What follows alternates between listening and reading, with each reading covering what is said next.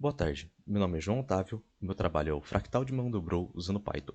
Esse trabalho foi desenvolvido por mim e a professora Tatiana Miguel Rodrigues de Souza. No final do século XIX e começo do século XX, alguns matemáticos propuseram objetos gerados por transformações geométricas sucessivas e infinitas. Esses objetos não podiam ser descritos ou medidos com os padrões matemáticos da época. Ficaram conhecidos como aberrações matemáticas, devido a características específicas, como a autossemelhança e a dimensão fracionária. Dentre esses matemáticos estavam Cantor e Sierpinski. O objeto proposto por Cantor é o conjunto de Cantor. Ele é gerado a partir de uma reta de comprimento 1. Essa reta, então, é dividida em 3 partes iguais e a central é descartada, obtendo assim duas retas de comprimento 1/3. A mesma transformação é aplicada para essas retas, e temos então 4 retas de comprimento 1/9.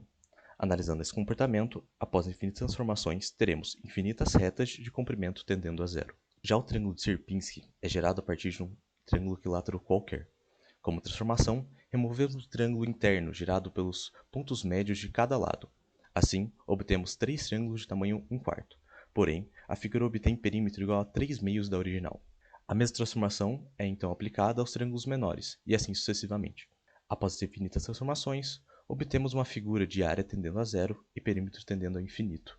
Em 1975, o matemático Mandelbrot propõe o nome de fractal a essas figuras.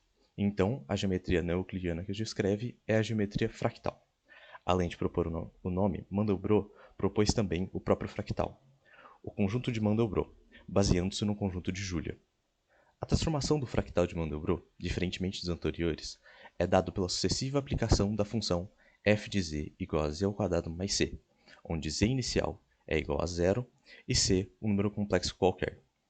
Então, consideramos que um valor c é parte do conjunto de Mandelbrot se, após diversas iterações, a função não resultar em um valor infinito. Como exemplo, temos aqui c valendo igual a 1 mais i. Então, obtemos os seguintes resultados. Com z inicial 0, obtemos 1 mais i. Com z valendo 1 mais i, obtemos 1 mais 3i.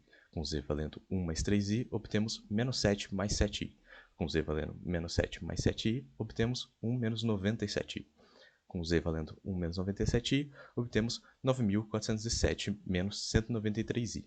Observando esse comportamento, podemos deduzir que após infinitas iterações, nós teremos infinito no valor de f de z. Então, 1 mais i não é parte do conjunto de Mandelbrot.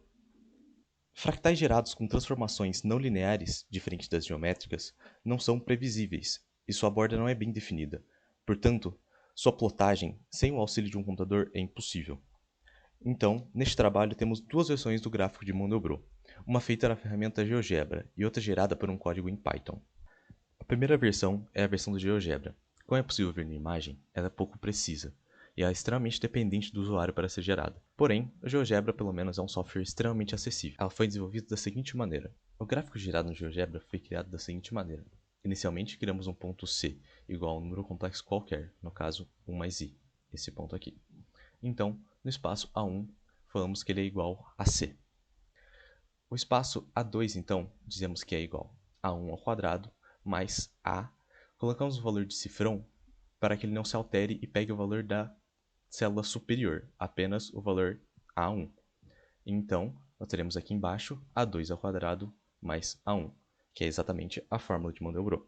Então, nós copiamos o valor da célula A2 e colamos até a célula A30. Então, nós obtemos esse ponto que vai testando para diferentes valores a função de Mandelbrot 30 vezes. Para a GeoGebra, o valor ponto de interrogação é um não número. No caso, para a gente, é o infinito. Então, como nós queremos a coloração diferente para quando ele está fora do conjunto Mandelbrot, sendo vermelho fora e preto dentro, nós declaramos uma função chamada teste. Essa função teste recebe um número x e testa se x é igual a x. Como o valor da célula 30 é um ponto de interrogação, essa função retornará 0 caso seja um ponto de interrogação e o valor 1 caso não seja. Então, podemos ver nas propriedades avançadas desse ponto que, se o teste na célula A30 for igual a 1, será pintado de 0, então preto. Se for 1, será pintado de 1 em tom vermelho. Para obter o gráfico da forma que foi apresentada no slide, nós vamos aqui e habilitamos exibir rastro. Então, assim, lentamente, geramos aquele gráfico mostrado. A versão em Python foi desenvolvida em Python 3.8.3, com auxílio das bibliotecas NumPy e Matplotlib. É muito mais preciso e seu código é significantemente simples, podendo ser implementado por pessoas com conhecimento básico de programação. Aqui, no início, importamos as bibliotecas e as funções que vamos usar. Aqui, declaramos o valor x, que é um vetor que vai de -2 a 1 com 3.000 pontos. Declaramos um vetor y, que vai de -1 a 1 com 2.000 pontos. Então, declaramos c, sendo x. Aqui, nós usamos a função newAxis para aumentar um eixo em x. Então, nós temos o primeiro eixo com todos os pontos gerados pela função linspace e o segundo eixo vazio, mais um j. Um j em Python significa o valor complexo i, vezes y. Usamos a mesma coisa que fizemos em x, o newAxis, porém ao contrário, o primeiro eixo sendo o eixo vazio e o segundo eixo os pontos já obtidos previamente. Então, declaramos z igual a c, como era a primeira iteração da função de Mandelbrot. Então, fazemos um for de 100 vezes e executamos 100 vezes a função z ao quadrado mais c. Com o auxílio da vetorização, nós fazemos 100 iterações para todos os pontos previamente obtidos. Então, falamos que o conjunto será igual a todos os pontos em que o absoluto de z após 100 iteração é menor que 2. Então, usamos as funções da Matplotlib para plotar o gráfico e obtemos o seguinte resultado. Esse gráfico, muito mais preciso e mais bonito que a versão de GeoGebra. Ao executar no seu próprio computador, a Matplotlib também gera esse arquivo manipulável, em que é possível ver especificamente pontos, como aparecendo no canto inferior direito da tela, e podemos também dar zoom. Então, aqui estão as referências. Muito obrigado pela atenção e um bom evento a todos.